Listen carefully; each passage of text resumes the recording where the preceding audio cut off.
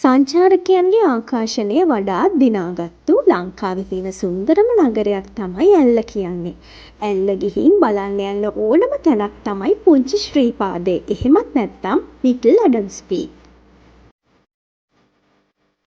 ඇල්ල නගරේ ඉඳලා පුංචි ශ්‍රීපාදයට යන්න පුළුවන් පිවිසුම් මාර්ග දෙකක් තියෙනවා. එකක් ඇල්ල ෆ්ලවර් ගාඩන් රිසෝට් එක ළඟින් තියෙන එන්ට්‍රන්ස් එක. අනිත් එක 90 acres හොටෙල් එක ඉස්සරහින් තියෙන එන්ට්‍රන්ස් එක. ඉතින් අපි තෝරගත්තේ 98 acres හොටෙල් එක ළඟින් තියෙන පාර.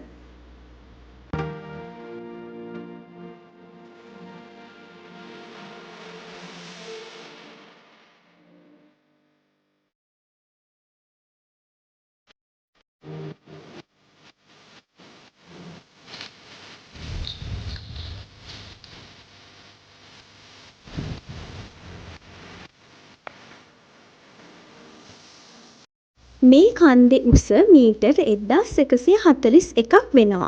කන්ද මුදුනට යන්න ඒ තරම් අපහසු නැහැ. අතරමඟ නතර වෙවි අවට ලස්සන බල යද්දි වෙහෙසක් දැනෙන්නෙම නැති තරම්.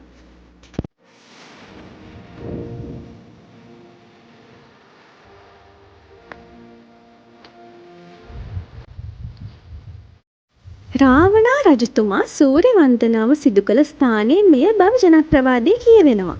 පුංචි සිරිපාද කියලා මේ කන්දට කියන්නේ ශ්‍රීපාද කන්දට සමාන හැඩයක් මෙයට තිබීම නිසා කියලා තමයි පැවසෙන්නේ. මෙතන තිබෙන පිරිසිදු වාතාශ්‍රය සීතල සුළඟ ඇඟට පුදුම සුවයක් ලබා දෙනවා. කන්ද උඩටම නගින්න පැයක විතර කාලයක් ගත වෙනවා. උඩට නැග්ගට පස්සේ දකින්නට ලැබෙන්නේ ඉතාම සුන්දර දර්ශනයක්. අංශක 360ක කෝණයකින් අවට තිබෙන කඳු පන්ති දැක ගන්න පුළුවන්.